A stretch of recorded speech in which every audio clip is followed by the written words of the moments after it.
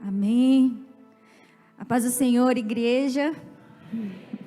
Estou muito feliz de poder compartilhar a palavra do Senhor com vocês.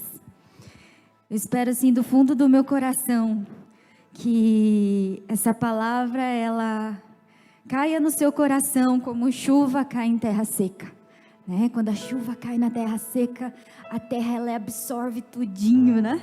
É muito bom que essa palavra ela possa estremecer as estruturas humanas do teu coração. Amém? Eu creio nisso. Eu trouxe reforço. O Gustavo vai me ajudar a ministrar o coração de vocês nessa noite. E o tema dessa noite é o amor que transpõe barreiras, o amor de Cristo. E aí eu vou te convidar a abrir a sua Bíblia em João 4.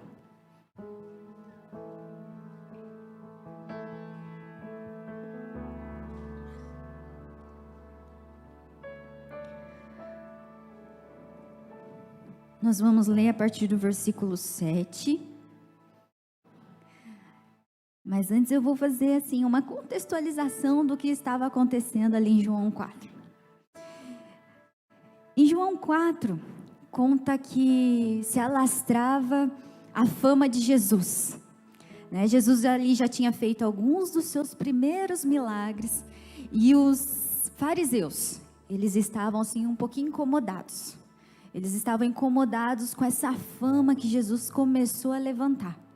E aí os fariseus assim meio incomodados, eles falavam assim: nossa, esse Jesus aí, ele está batizando mais do que João Batista. Como pode um negócio desse?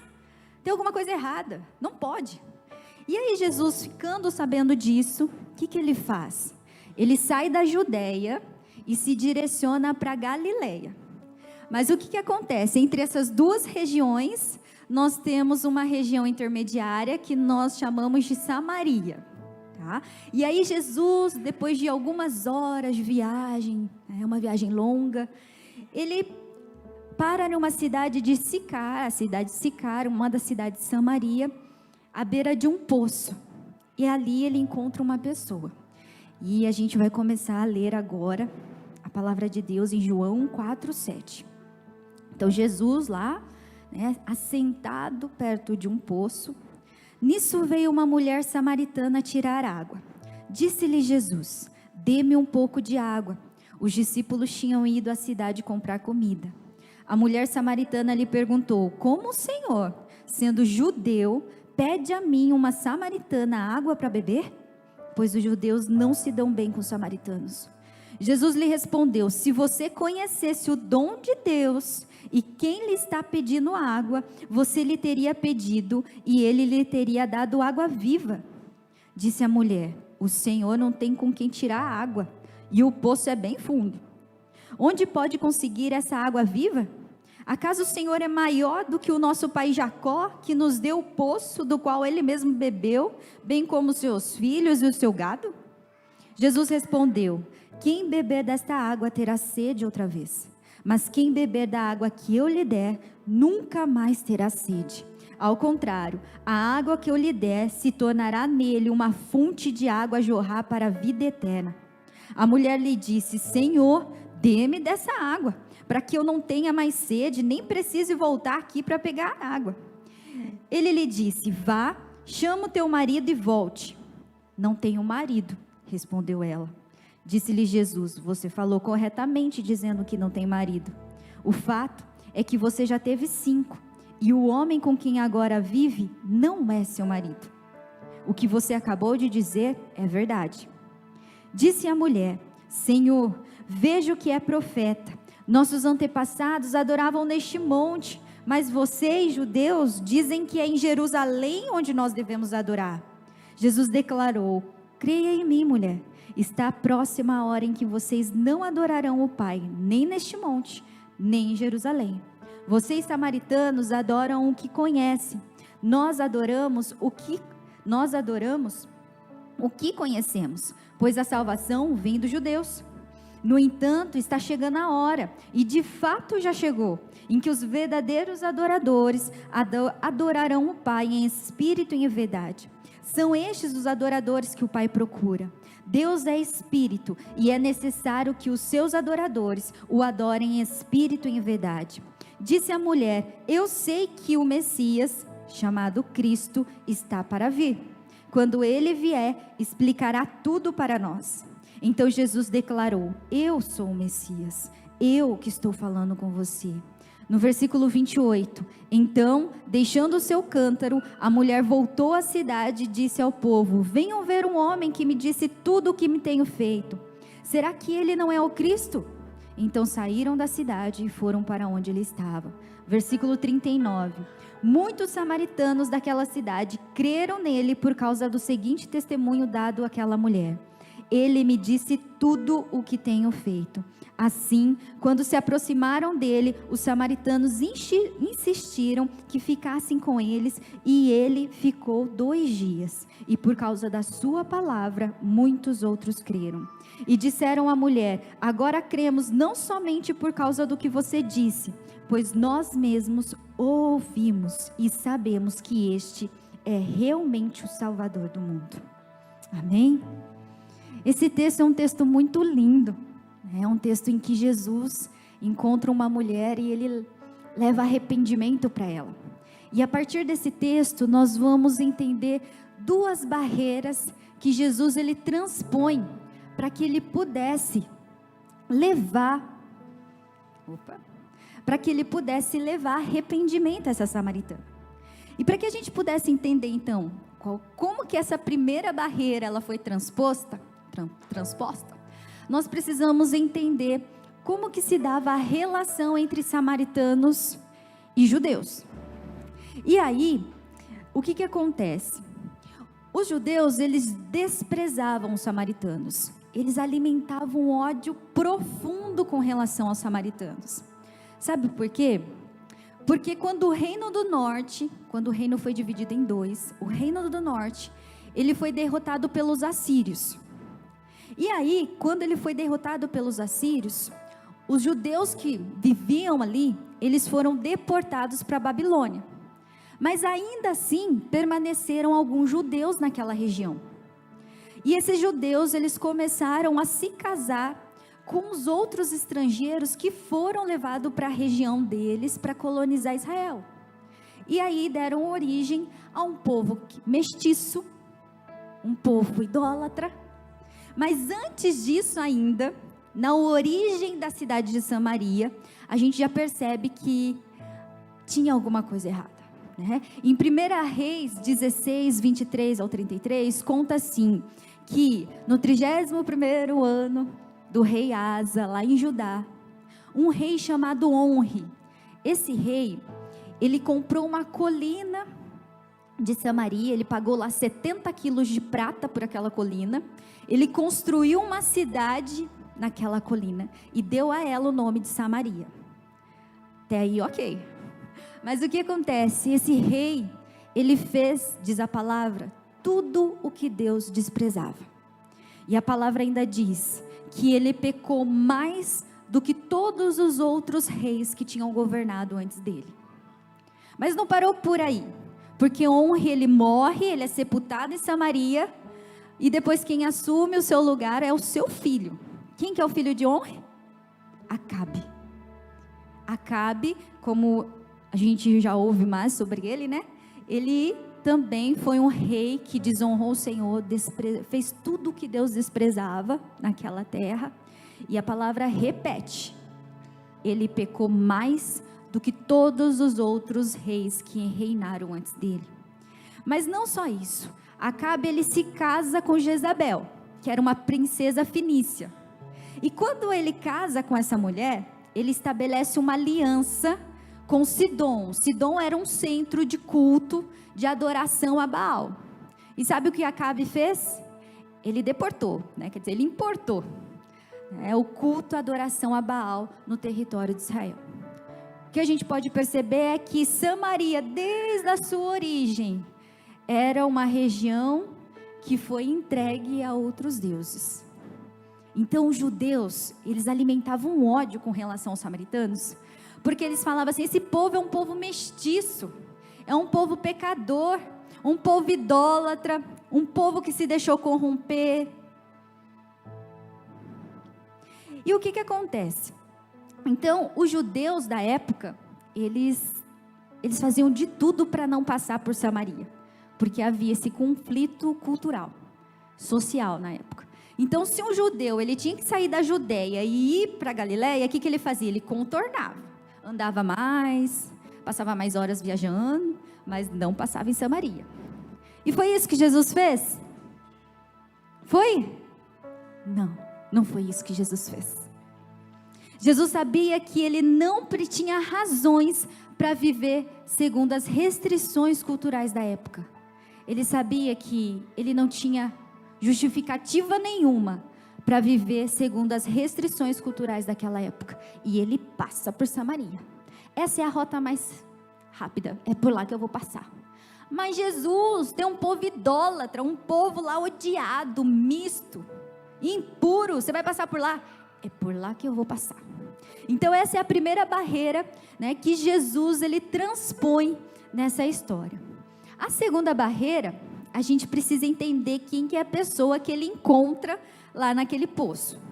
Então a gente entende que ele encontra uma mulher, uma samaritana. Isso por si só já diz muita coisa. Uma samaritana, descendente de um povo impuro, um povo mestiço, odiado, idólatra, pecador, de tudo. Isso por si só já era uma restrição cultural na época de um judeu estabelecer um contato, uma fala com um samaritano. Mas existia uma outra coisa também. Essa mulher, ela era conhecida por estar vivendo em pecado. E aqui na palavra de Deus a gente vê que Jesus revela o pecado dela. Mas esse pecado não era encoberto. Não era uma revelação que Deus deu a Jesus e ele mostrou: olha, você está vivendo em pecado. Não. Era uma mulher que tinha os seus pecados conhecidos socialmente. Tanto que o horário em que ela ia tirar ali a água do poço era meio-dia. Qual que era o horário tradicional das mulheres da cidade de Sicar, da Samaria, de tirar a água do poço? É no comecinho da manhã, quando o sol está bem brando. Né? Imagine lá nós mulheres, né? Se a gente tivesse que pegar água no poço, com certeza a gente não ia ao meio-dia, né? Nós iríamos bem no comecinho da manhã. E aí aquela mulher, ela ia meio-dia. Por quê? Porque ela tinha certeza que naquele horário ela não ia encontrar ninguém. O seu pecado não ia ser confrontado, ela não teria conflito com outras mulheres da cidade. Então era uma mulher que tinha o seu pecado conhecido, não era escondido. Qualquer judeu, dentro dessa situação, dentro desse contexto, em sã consciência, respeitável, jamais iria dirigir a palavra para essa mulher naquelas circunstâncias. Não é verdade? Mas foi isso que Jesus fez? Foi isso que Jesus fez? Não foi isso que Jesus fez. E aí ele transpõe mais uma barreira cultural, social da época, para levar arrependimento, salvação para aquela mulher. E a gente percebe que Jesus ele transpõe duas barreiras. Se essas duas barreiras elas não fossem transpostas, o arrependimento não seria levado, a salvação não seria levada. E a gente vê na palavra de Deus que não foi só a salvação dela. Lembra que a gente leu que ela pegou, depois que Jesus, né, falou com ela largou o cântaro dela, foi correndo para Sicar e falou: venham ver, tem um homem lá revelando tudo sobre a minha vida, ele pode ser o Cristo.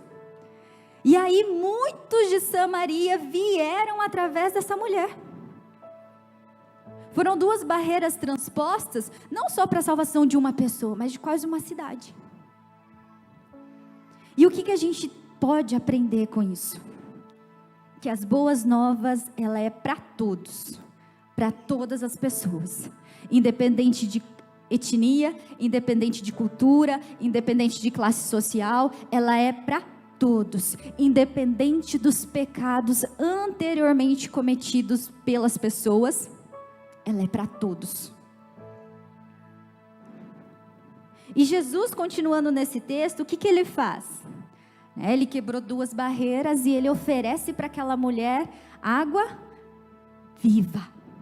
E aí, em termos físicos, o que é uma água viva? É uma água corrente, é uma água fresca. Jesus estava oferecendo para aquela mulher dom de Deus. Ele estava oferecendo para ela uma vida que seja produzida pelo Espírito Santo. Mas a mulher, ela estava entendendo isso? Não, né? É até engraçado a gente ler, né? Porque Jesus fala, eu vou te dar água viva. E ela fala, mas como? Você não tem nem um balde na mão. O poço é fundo, né? Como que você vai conseguir dar isso para mim? Não tem nem condições físicas para você dar isso para mim. E ainda ela fala, mais engraçado ainda, ela fala assim, você está querendo dizer que você é maior que o meu pai Jacó? Que deu pra gente esse poço, ele bebeu desse poço, a família dele bebeu desse poço, os gados dele bebeu desse poço, ou seja, uma fonte inesgotável, né? A gente está bebendo desse poço e está falando que você é maior do que ele? E Jesus, então, o que ele faz? Ele revela o pecado dela. E quando ele revela o pecado dela, aí dá um estalo na cabeça dela. Ela fala, ixi, não. Ele não está falando da mesma coisa que eu estou falando, não. Né? Ele está falando de outra coisa. Ele está falando de um nível espiritual. Ele está falando de vida eterna. Ele está falando de adoração. E aí Jesus revela ela como Messias.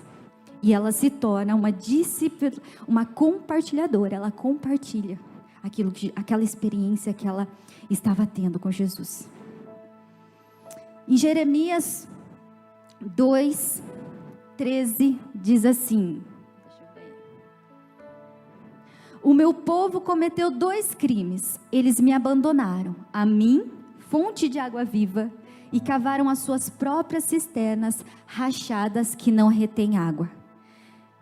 Em Jeremias, se falava de Israel, que Israel ele abandonou, né? Ele abandonou a fonte verdadeira de vida, de paz, que era o verdadeiro Deus de Israel, por cisternas que são construídas pelas mãos humanas, cisternas que acumulam ali água parada, estagnada. Ou seja, em outras palavras, o que Jeremias está querendo dizer? Está querendo dizer que o povo de Israel, eles abandonaram, né, a fonte verdadeira de vida e paz por promessas que são vazias, são enganosas desse mundo. E foi isso, e era isso que os samaritanos e aquela mulher tinham feito. E é isso que muitas pessoas nos dias de hoje têm feito. Abandonado o quê? A fonte verdadeira de vida e paz que é Jesus, e construído para si cisternas. Tem se entregue a promessas vazias, estagnadas, mentirosas desse mundo.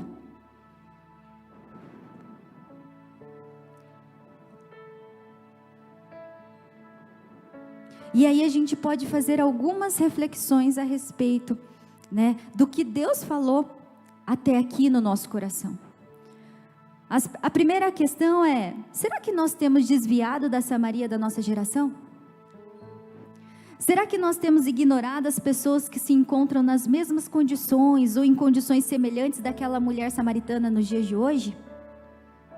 Será que a gente tem ignorado as pessoas que estão abandonando a fonte verdadeira, que é Jesus? Será que a gente tem desviado dessas pessoas? Porque eu posso dizer que fora dessas 4 paredes, lá fora, nós encontramos muitos samaritanos. Pessoas que estão vivendo debaixo de promessas vazias e enganosas de Satanás. E aí a gente vai fazer que nem Jesus? Falar, é por aqui que eu vou passar. Ou a gente vai fazer o que os judeus da época faziam: não, vou desviar, não quero conflito, não, nossa, aquela pessoa é muito complicada, sabe? Cheia de pecado, depois vai me contaminar com os pecados dela, imagine só.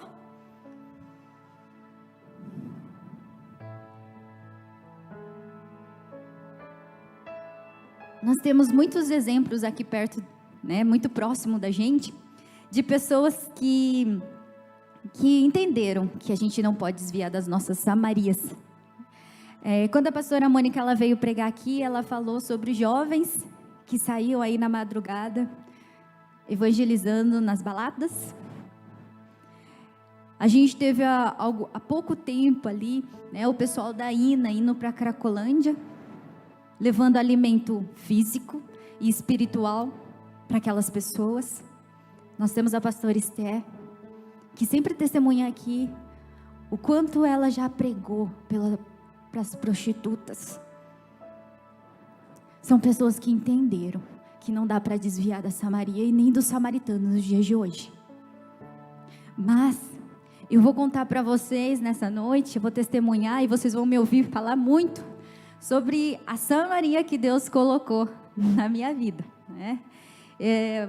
Acredito que vocês concordam comigo que as universidades elas se tornaram a Samaria nos dias de hoje, não é verdade? Ali a gente encontra todo tipo de ideologia, ali a gente encontra todo tipo de pecado, de impureza. E aí, há 9 anos atrás, o Senhor me levantou e começou a abrir portas de emprego para mim, dentro das universidades. E há 9 anos atrás, eu falei, nossa, Deus está me abençoando. É um emprego, é uma profissão, que bênção. Eu não entendia muito bem. Mas hoje eu entendo que não é só uma profissão. O Senhor me colocou dentro dessa Samaria, para que eu pudesse ser sal e luz ali dentro. E eu não vou desviar dela. Eu poderia muito bem, né, dizer assim, olha Senhor, obrigado. O Senhor me tornou uma professora universitária. Sabe o que eu quero agora? Me coloca dentro das universidades de valores cristãos. É tão bom trabalhar lá, né? Já estudei em algumas, é maravilhoso. É tão bom, me leva para lá. Mas eu estaria desviando da minha Samaria. E aí às vezes você pode se perguntar, Rafa, mas você não tem medo de se contaminar? O povo tudo impuro. Tudo, né, pecando. Várias ideologias. Eu digo para vocês assim que não. Nem um pouco. Porque eu sei o que habita em mim é maior do que aquele que habita, do que aquele que está no mundo. E é isso. Não tenho medo. Um dia eu decidi na minha vida, e eu entendi, que não é sobre o que os outros dizem, mas é sobre o que eu decidi crer. E desde a minha infância, eu decidi crer na palavra de Deus. E isso ninguém vai colocar em xeque, em dúvida, na minha vida. É sobre o que nós decidimos crer. Não é sobre o que os outros falam. Então eu não tenho medo. Hoje eu entendi que as universidades é a minha Samaria. E eu vou dizer para vocês quando que nasceu essa palavra no meu coração. Essa palavra, ela está ardendo assim, muito no meu coração, já faz mais ou menos 1 ano.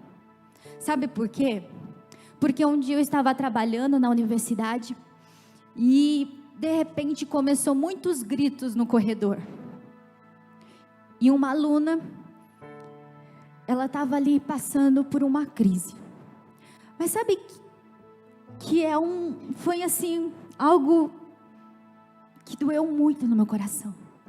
Porque tirou 8 salas de um corredor, todo mundo para fora, porque ninguém estava entendendo o que estava acontecendo. E aquilo doeu no meu coração. Depois de 2 dias, eu estava dando aula, e eu vi pela porta da minha sala, uma aluna saindo de cadeira de rodas, carregada. E nessa semana eu entrei em oração, e eu clamei, e eu chorei. E eu chorei pelos jovens dessa geração.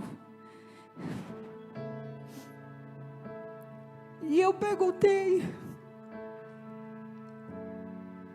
Deus, onde está a tua igreja?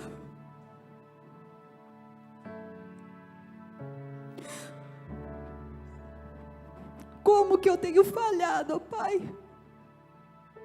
As pessoas têm sofrido naquele lugar. E eu fui muitos dias trabalhar chorando. Porque eu não conseguia ver aquilo e entender, Senhor, cadê a tua igreja?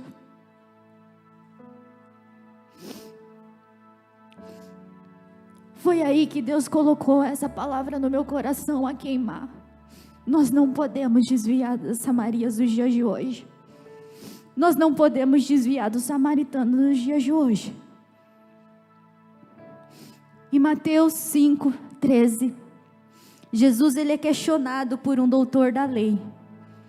E aí o doutor da lei chega para ele e fala assim: Jesus, o que eu preciso para herdar o reino dos céus e tal? Jesus, né? Eu acho até engraçado. Eu vou lendo a Bíblia, acho engraçado. E Jesus fala assim para ele, tipo, você é doutor da lei, né? O que está escrito na lei, cara? Né? E aí ele fala, né? Ame o teu Deus de todo o teu coração, com todas as suas forças, com todo o teu entendimento, e o teu próximo como a ti mesmo. E aí Jesus fala para ele, é isso aí, bora lá e viverá, né? E esse doutor da lei, não contente, ele fala assim, mas Senhor, quem é o nosso próximo, né?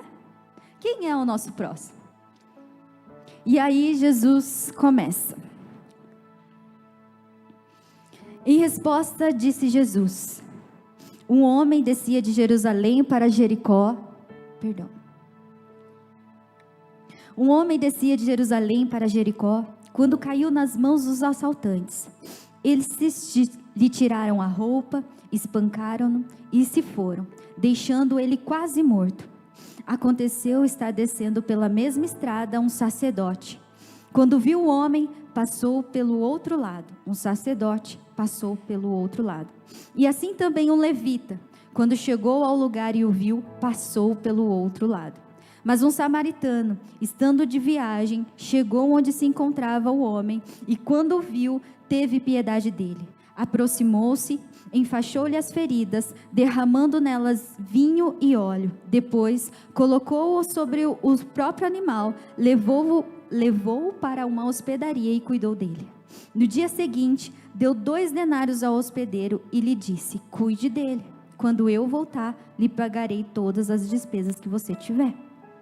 Então aqui Jesus fala assim, olha, descia pelo caminho, um levita, um sacerdote, mas quando eles viram um homem à beira do caminho meio morto, eles desviaram. Mas um samaritano, quem que é o samaritano? O povo mestiço, impuro, idólatra, se encheu de compaixão e cuidou daquele homem meio morto. E aí nessa palavra, o Senhor ministrou no meu coração que mais do que dizer quem é o nosso próximo, Jesus queria nos ensinar que próximo nós não deveríamos ser. Na lei dos judeus, o cadáver, ele é algo impuro, ele é considerado algo impuro. Então, por extensão, quando os judeus às vezes podem ter analisado aquele homem meio morto, largado ali no meio do caminho, ter considerado ali algo impuro. E aí os sacerdotes, eles olharam, foram para o outro lado. O levita olhou, foi para o outro lado. Talvez eles tenham pensado assim, imagina, sujar minha mão? Como que depois eu vou servir no templo? Como que depois eu vou servir dentro da casa de Deus? Vou me sujar? Mas o samaritano fez isso? Não. Aqui Jesus elege um samaritano que transpôs barreiras culturais como exemplo de misericórdia no lugar dos sacerdotes e levitas que colocaram as leis judaicas acima do amor ao próximo. Então a gente precisa entender que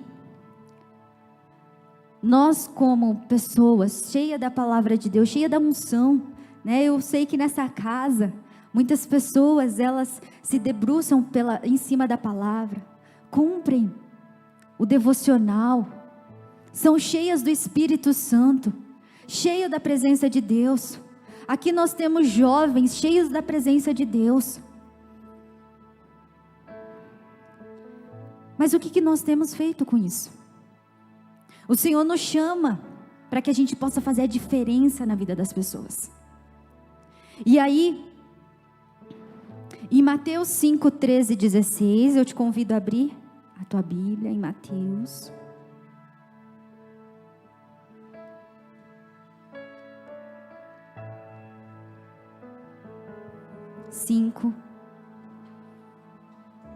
Do 13 ao 16. É Jesus falando para os discípulos. Vocês são o sal da terra, mas se o sal perder o sabor, como restaurá-lo? Não servirá para nada, exceto para ser jogado fora e pisado pelos homens. Vocês são a luz do mundo. Não se pode esconder uma cidade construída sobre um monte. E também ninguém acende uma candeia e a coloca debaixo de uma vasilha. Ao contrário, coloca no lugar apropriado e assim ilumina todos que estão na casa. Assim, brilhe a luz de vocês diante dos homens, para que vejam as suas boas obras e glorifiquem ao Pai de vocês que está nos céus. A minha pergunta para vocês é: para que serve o sal, se ele não puder salgar? Para que serve uma luz, se a gente colocar ela debaixo de uma vasilha? Aí eu pergunto, para que serve um cristão, cheio da presença de Deus, alimentado pela palavra do Senhor, que não faz o nome do Senhor conhecido?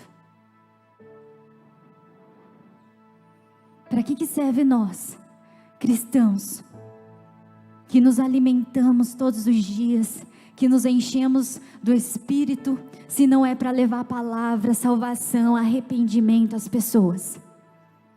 Para que serve? Nada, para nada, se não for para fazer isso. É possível esconder uma cidade no topo de uma montanha? Não. Assim como também não é possível um cristão cheio da presença de Deus esconder o Espírito Santo que habita nele. Não tem como. Não tem como a gente esconder o Espírito Santo que está sobre as nossas vidas atrás de uma profissão. Não tem como a gente esconder o Espírito Santo das nossas vidas atrás de um status social.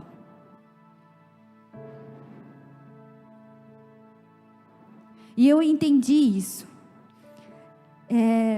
Quando eu vim aqui morar para Arapongas, fazem 5 anos. Desde então eu trabalho ou em Apucarana ou em Londrina. Então aí tem uma longa jornada até eu chegar no meu trabalho, né? De uns 30, 40 minutos. E aí o que eu faço nessa jornada, né? Às vezes diário, eu vou orando. E eu oro pelos meus alunos. Eu oro: Senhor, toma os meus alunos diante da tua mão. Em nome de Jesus eu repreendo, Senhor, tudo aquilo que não vem de ti. Senhor Jesus, derrama sobre mim o teu óleo, a tua presença. Que quando eu colocar a planta dos meus pés dentro daquela sala, a tua presença esteja comigo. Que o teu Espírito Santo seja perceptível. É assim que eu vou. É assim que eu volto. Eu oro, eu intercedo pelos meus alunos. Eu oro pelaquela aula. Eu falo: Espírito Santo, já esteja lá. Já esteja lá. E um dia, uma aluna, ela não tinha assistido as minhas primeiras aulas, nem de outros professores. E ela veio falar assim para mim: professora, então, eu perguntei para minha amiga quem que era a professora Rafaela. Aí ela falou assim: não se preocupa, quando ela chegar na porta, você vai saber quem que é ela. Porque quando ela chega, a atmosfera muda. E aí eu entendi que não dá para a gente ficar se escondendo atrás das coisas. Não dá para esconder atrás de uma profissão. Não dá para se esconder atrás de um status social.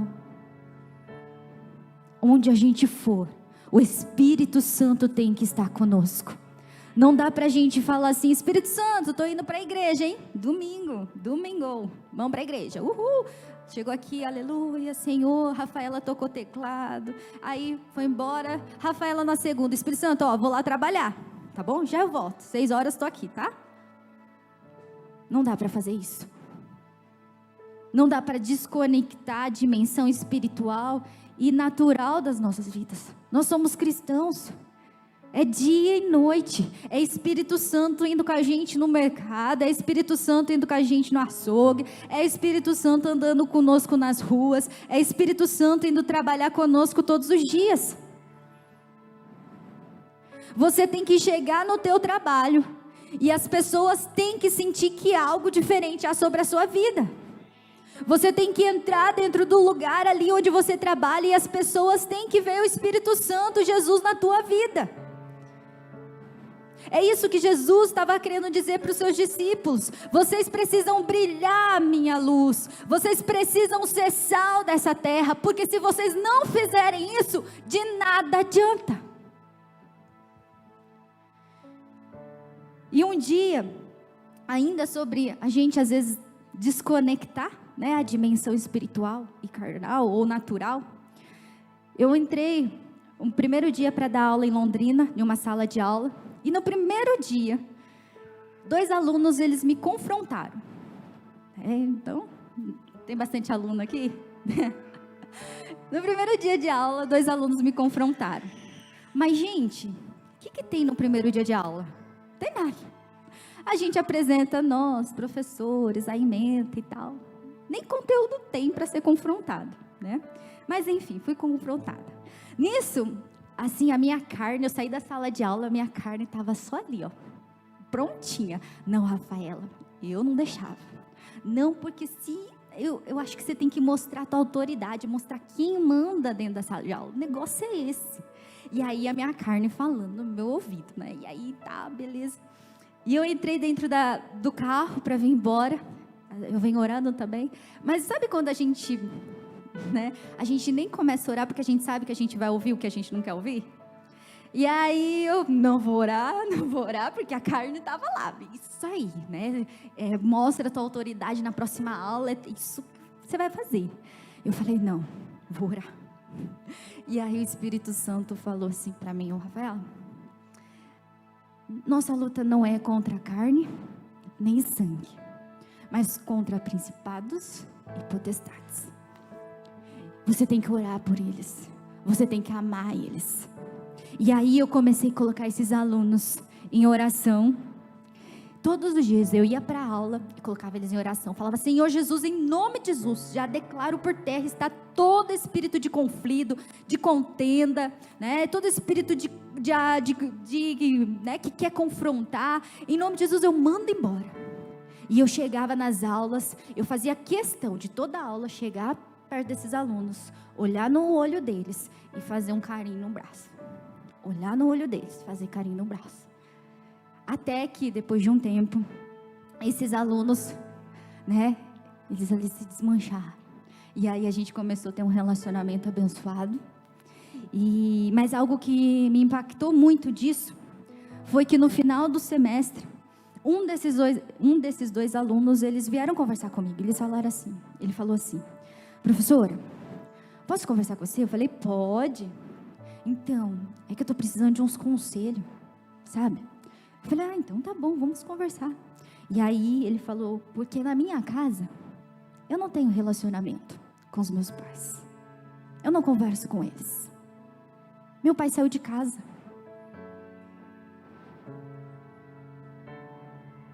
Vocês entendem? Que não dá para separar as coisas? E se eu fosse para o confronto?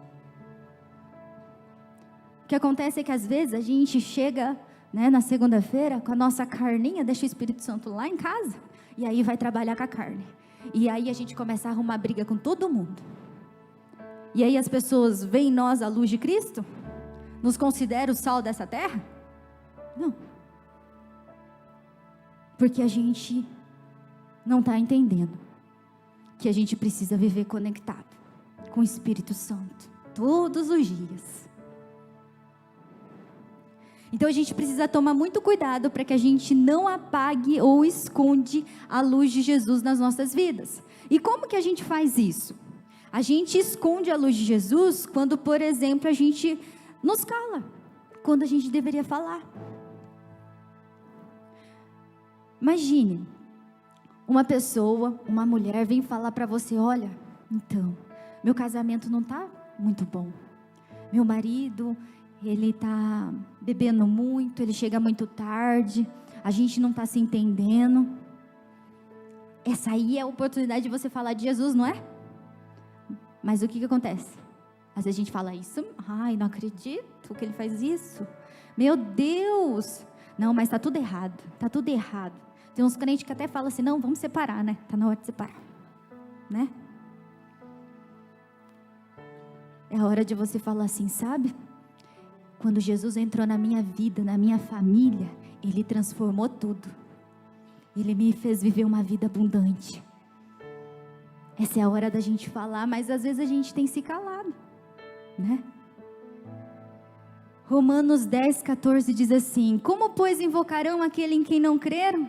E como crerão naquele em que não ouviram falar? E como virão se não houver quem pregue? Como está escrito: como são belos os pés dos que anunciam as boas novas.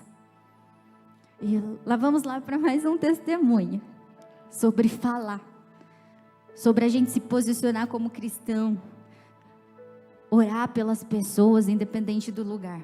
Um dia eu estava saindo da sala de aula e um aluno veio falar comigo: professora, posso falar com a senhora? Eu falei: tá, pode. Então, professora, eu tenho um amigo e ele está muito triste. Ele está entrando num estágio muito depressivo e ele está querendo decidir das coisas. Eu lembrei da senhora. Poderia falar com ele? Eu falei: posso, chama ele, ó, depois da aula, ele vem aqui na minha sala e eu vou conversar com ele. Tá.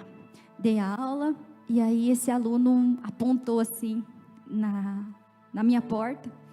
E quando eu olhei para aquele aluno, eu vi tristeza, mas uma tristeza profunda no olhar dele. Profunda. Ele entrou, ele sentou numa cadeira e ali eu comecei a conversar com ele e esse aluno gemia de dor. Só que não tinha nada no físico dele sangrando, doendo. No físico dele estava perfeito, mas ele gemia de dor. As pessoas estão precisando do amor de Cristo. O que eu ia falar? Olha, então, né? Não, fica assim não, você é um bom aluno. Não, eu falei do amor de Jesus para ele. Falei: posso orar por você? E ele falou: pode, professora. E aí eu peguei a minha mão, coloquei sobre os ombros dele e eu comecei a orar. E eu comecei, em nome de Jesus, a repreender.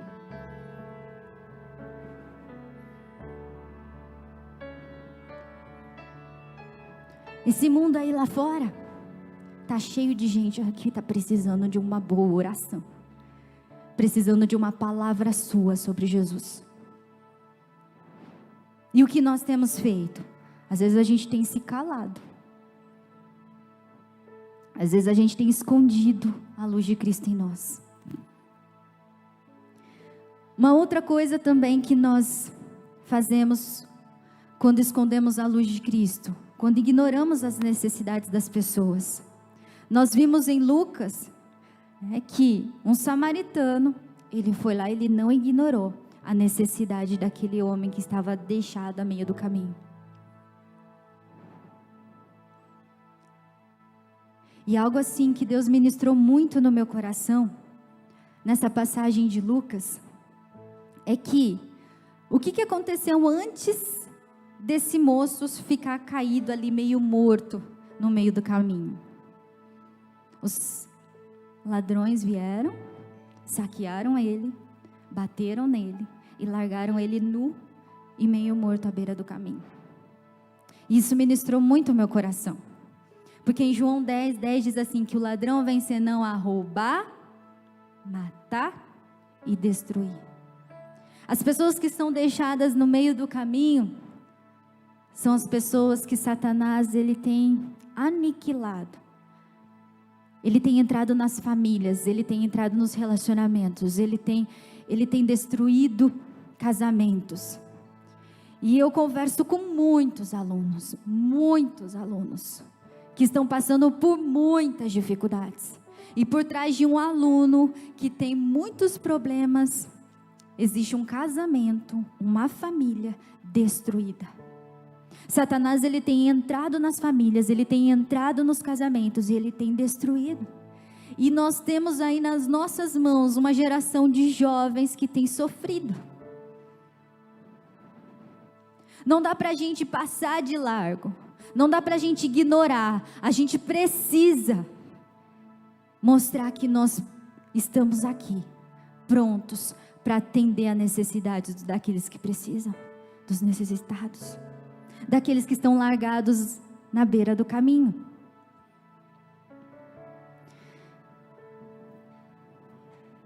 E só para finalizar, eu queria dizer para vocês que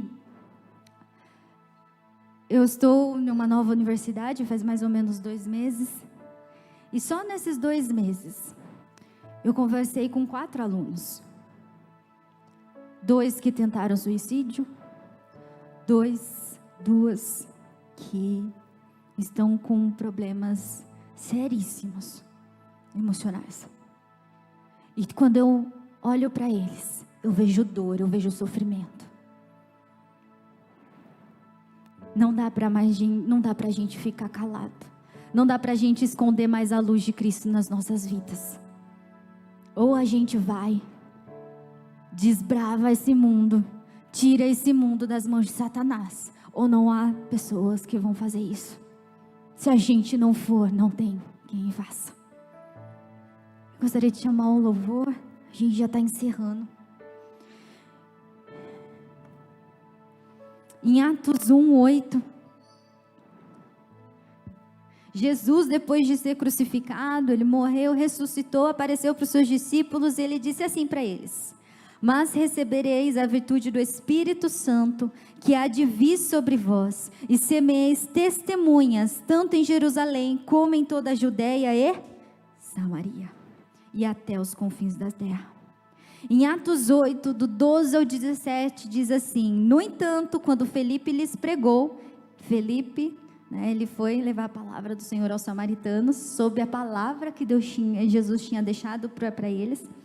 Então, quando Felipe lhes pregou as boas novas do reino de Deus e do nome de Jesus Cristo, creram nele e foram batizados, tanto homens quanto mulheres. Os apóstolos em Jerusalém, ouvindo que Samaria havia aceitado a palavra de Deus, enviaram para lá Pedro e João. Estes, ao chegaram, oraram para que eles recebessem o Espírito Santo. Então lhes puseram as mãos e eles receberam o Espírito Santo. Amém? Samaria estava no coração de Jesus. Jesus não se esqueceu de Samaria.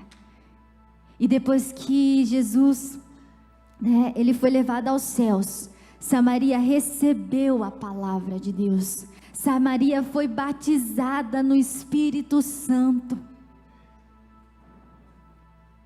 Eu acho importante a gente falar sobre o que essa palavra não é. Sobre o que ela é e o que ela não é. Essa palavra, ela não é sobre filantropia e altruísmo. Ela é sobre reino de Deus. Essa palavra, ela não é sobre obras.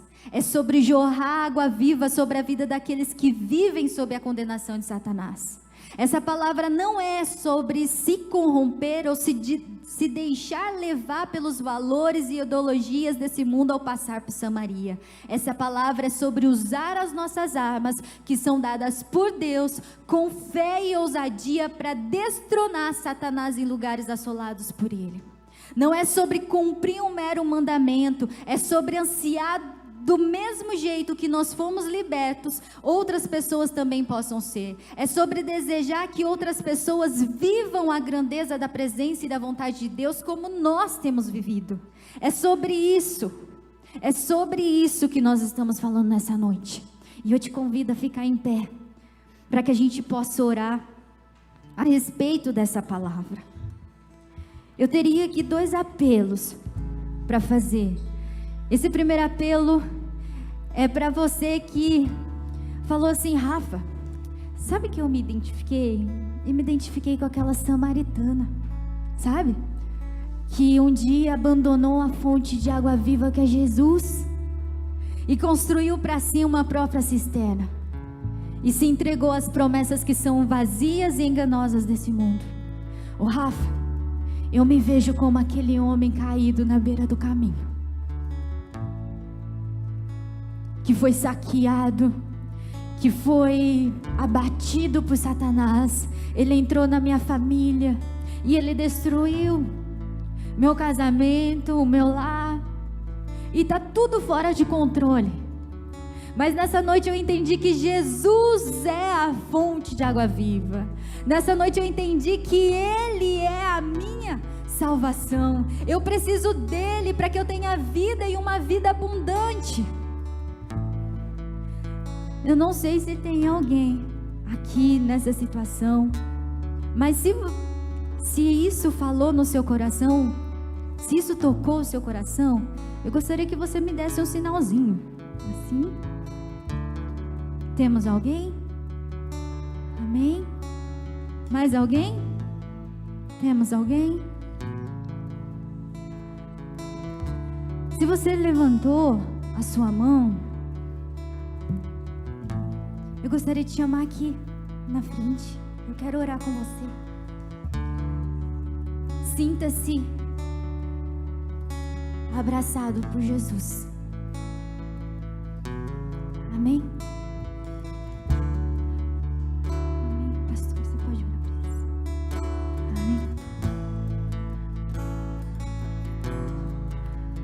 Vocês vão receber a oração dos nossos pastores. Queria dizer para vocês que Jesus, Ele é a própria vida.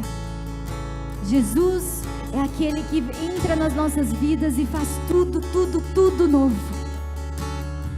O meu segundo apelo é para você que entendeu nessa noite: eu quero ir além.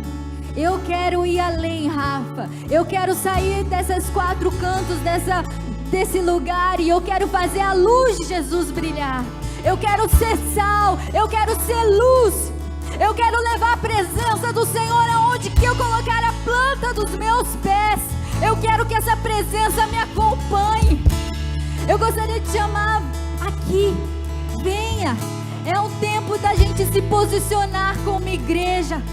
Eu digo para vocês que lá fora tem pessoas sofrendo, pessoas caindo nas mais diversas doenças, situações.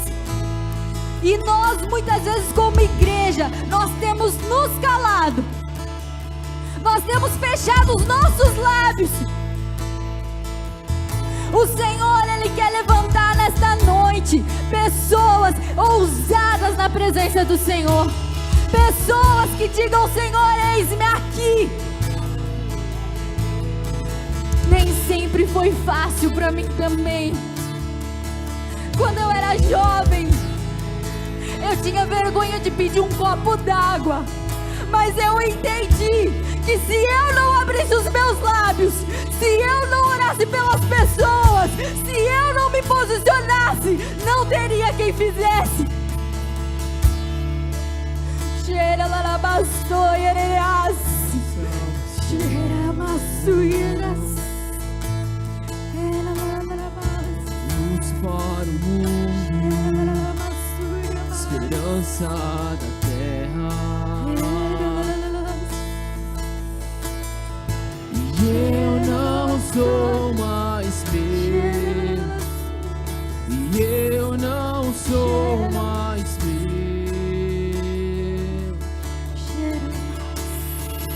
Cristo, tu és a minha canção.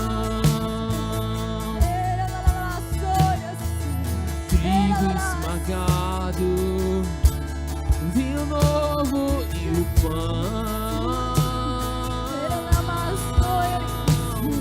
E eu não sou mais meu. E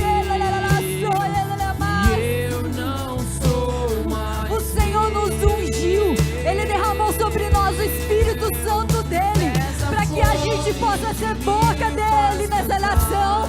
Ele nos ungiu para que nós possamos levar salvação às vidas, cura aos enfermos, liberdade aos cativos.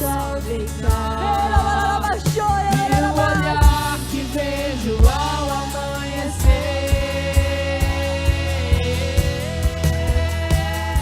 e essa é minha promessa.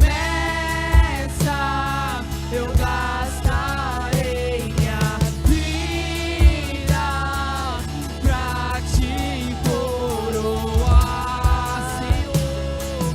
Esse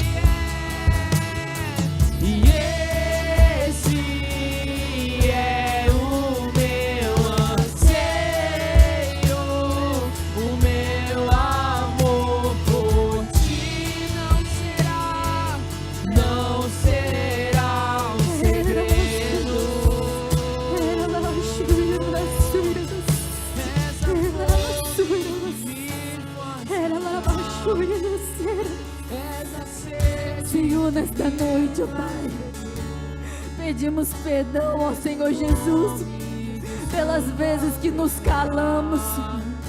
Pedimos perdão, ó Senhor Jesus, pelas vezes em que nós vimos o necessitado, mas nós mudamos o caminho.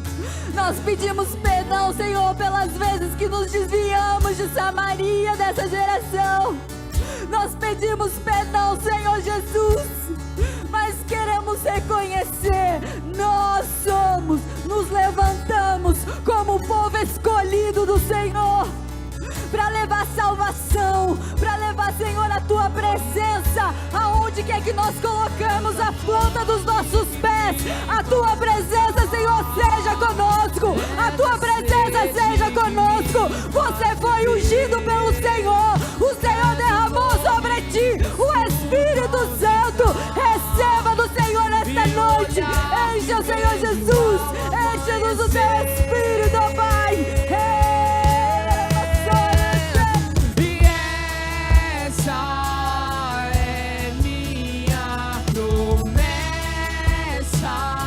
Eu gastarei minha vida aos seus pés pra te coroar, Senhor, onde eu estiver.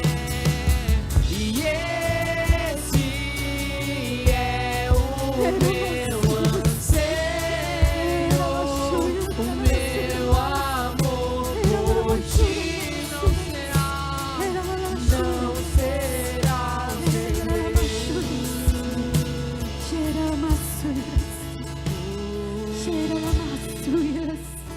Não é em vão, e os propósitos do Senhor jamais serão em vão. Na família onde Ele colocou, onde Ele te plantou, no teu trabalho foi Ele que te colocou lá. Nós temos que parar de nos esconder, nós temos que parar de esconder a luz de Jesus nas nossas vidas. Existe uma geração lá fora que perece pela falta de conhecimento do nosso Deus. Existe uma geração doente. Existe uma geração que sofre.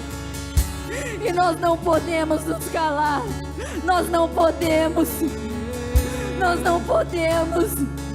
Que você receba nessa noite essa palavra, uma palavra que te posiciona, e que você saia desse lugar posicionado a falar do amor de Jesus, a levar salvação.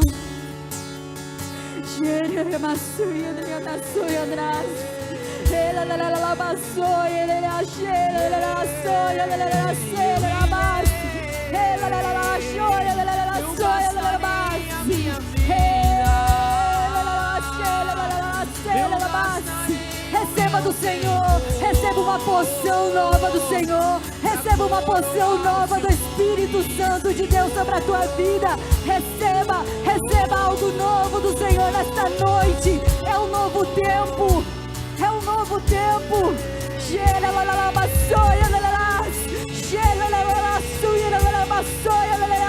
Essa fome que me faz cantar, essa sede que me faz beber, tu és o nome que escuta ao deitar, e o olhar que vejo ao amanhecer.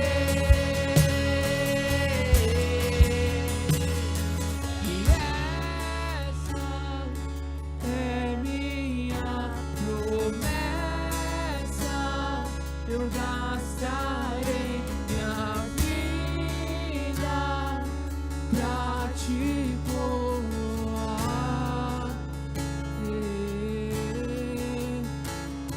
E esse é o meu anseio, o meu amor por ti não será.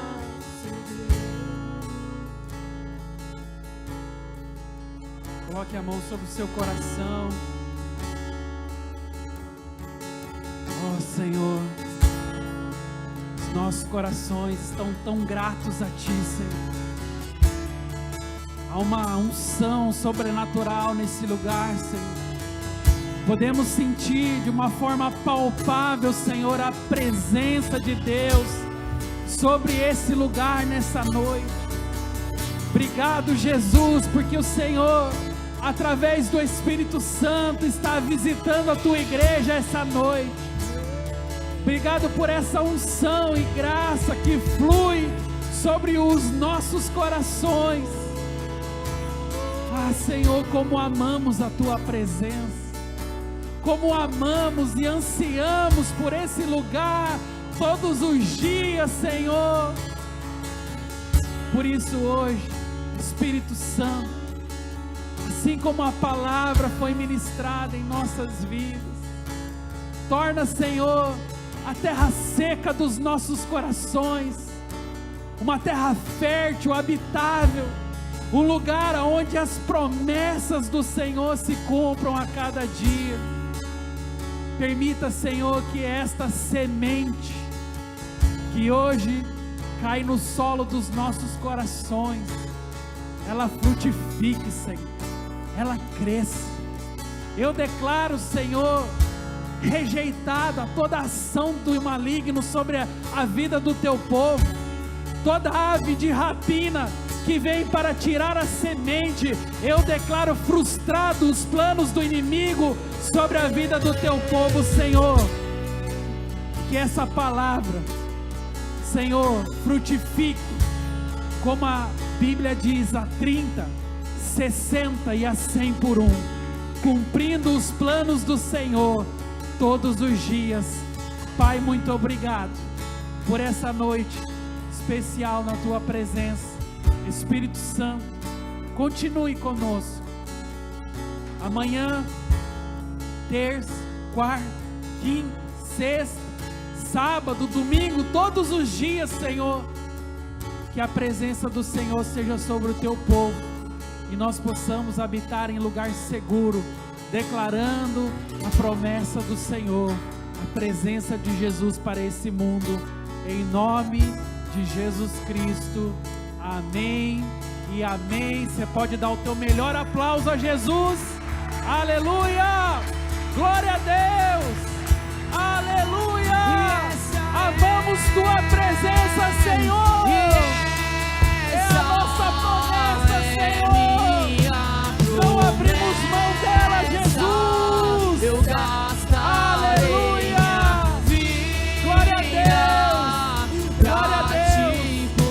Aleluia! Aleluia, querido! Glória a Deus!